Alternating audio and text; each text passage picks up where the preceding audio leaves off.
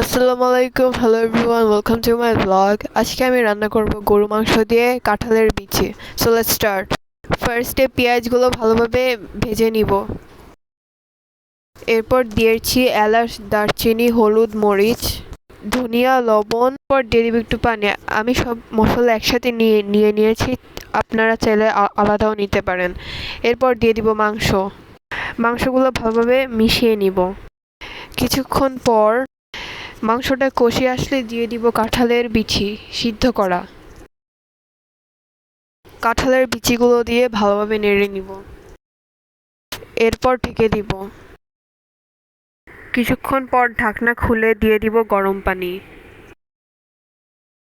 এখন দিয়ে দিব জিরে বাটা। জিরে বাটা দিয়ে আবার ঢেকে দিব। তো দেখেন, হয়ে গেল আমার কাঁঠালের বিচি দিয়ে গরু মাংস রান্না করা। কেমন হয়েছে কমেন্ট করে জানাবেন। আল্লাহ হাফেজ।